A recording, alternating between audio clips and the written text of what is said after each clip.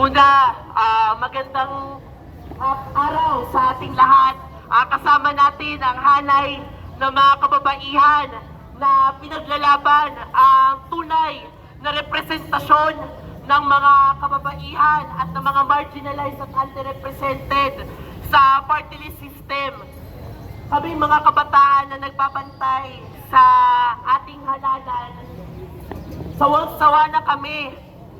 6 na taon, 3 eleksyon na ang nagdaan. Ang Duterte Youth Party List tuloy-tuloy na nakakapagpatunga at ngayon na dinidiscuss ngayon sa Comelec and Bank ang desisyon na i-cancel na ang registration ng Duterte Youth. Kahapon lamang, June 23, ang Duterte Youth ay nag-file ng motion for reconsideration na sinasabi na i-reverse na daw ang kanilang decision, i-reverse na raw ang desisyon ng Comelec Second Division at ngayon na nasa taas na siya ng Comelec and Bank. Ngayon, ang giit ng mga kabataan sa kasalukuyan, no more reversals. Tama na ang pagre-reversion ng mga ganitong mga desisyon ng Comelec sapagkat ang mga claims, ang mga desisyon ng Commission on Elections ay mula sa totoong mga basihan kung bakit nga ba nakarapat dapat na i-disqualify ang Duterte Youth. Pero gayon pa man, no, para sa mga nakakaabot ng ating tinig, nakalulungkot isipin nga na ang tagal na ilang taon na lamang, ilang taon pa bago pa na-resolba ang kaso sa diskwalifikasyon ng Duterte Youth.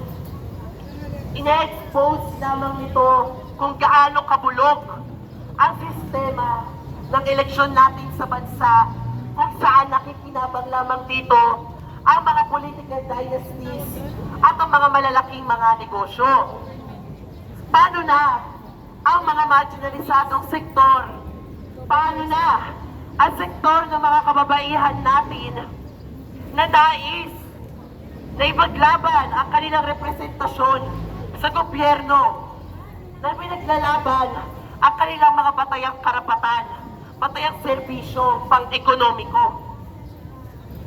Iyon ang nakatatakot kapag hindi matuloy ang disqualification ng Duterte Youth. Kaya sa amin pong mga kabataan, ang panawagan namin na tuluyan nang i-disqualify ang Duterte Youth Party List sapagkat sabi nito ng malawakang dayaan at pambabastos ng integridad ng ating eleksyon sa ating bansa. At tuluyan nang ipasa ang anti-political dynasty law para hindi na tuluyang imaiobra ng napakaraming mga dinastiya tulad na lamang ng mga Duterte. Disqualify Duterte Youth! Disqualify Duterte Youth! Disqualify Big Party List! Disqualify Big Party List!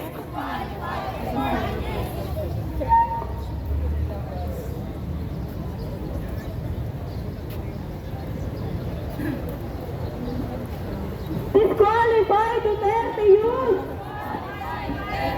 Disqualify Duterte Youth! Lingid sa kalaman nating lahat na ang mga party list system ay dapat na nagsisilbi sa underrepresented sectors o ang mga marginalized sectors natin. Pero sa kasalukuyan, ito ay swarmed ng political dynasties, ng ruling classes na gusto lamang sundin ang kanilang interes at hindi ang interes ng mga mamamayan. Batid yan ng mga kabataan, lalong-lalo na ang sektor ng mga kababaihan na siyang vulnerable din sa ating lipunan.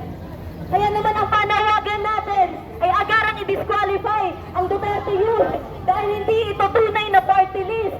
Hindi ito sumusunod sa mga rekisito ng pagiging party list at wala itong nire-representang malinaw na sektor. Kaya ang panawagan ng mga kababaihan kasama ang mga kabataan Proclaim Gabriela now! Ang party list system na dapat nagre-representa sa marginalized sectors ay hindi dapat Duterte Youth ang nakaupo na siyang tinatanggalan pa ng pwesto ang tunay na representasyon ng kababaihan, bata, LGBTQ at bayan sa Kongreso. Kaya naman, Proclaim Gabriela now! Proclaim Gabriela now! Yun lamang po at maraming salamat. Organize dispersal na po.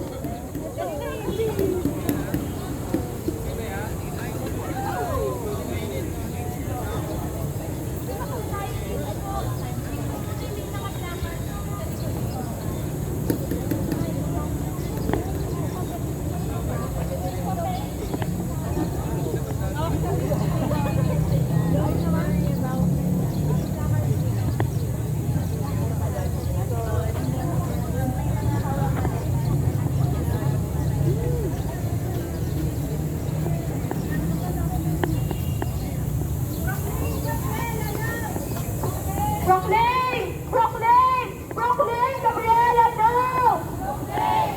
Proclaim! Proclaim Gabriela now! Proclaim Gabriela now! Proclaim Gabriela now!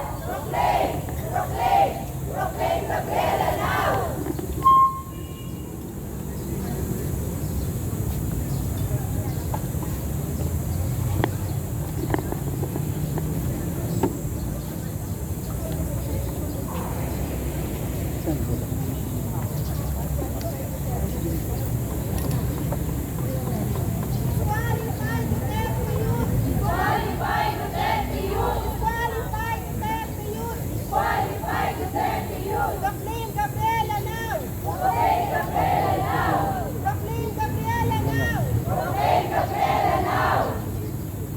Sabi nga ng Korte Suprema, hindi manalo yung Iraq.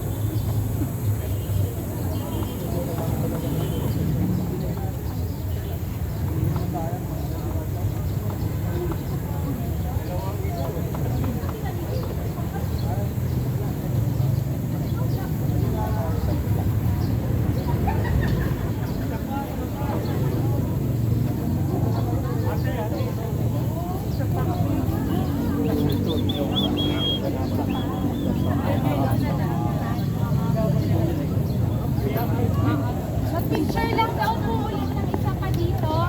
Oo, yung ilaw daw kasi doon hindi okay. Dito po yung may mga placards, saka yung sobre. Kapag-live, patapos na yata na. Dito po. Ito. Kaya ang tagal magawa ng tabi. Yung may sobre po.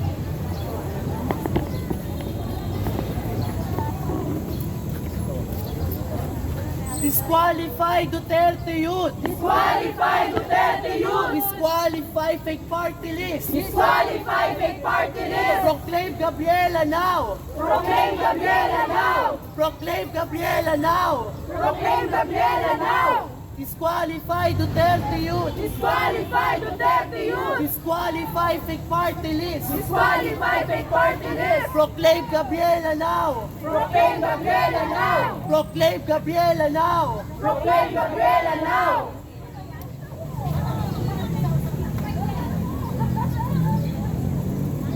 Disqualify Duterte Youth! Disqualify Duterte Youth! Disqualify fake party list! Disqualify fake party list! Proclaim Gabriela now! Proclaim Gabriela now!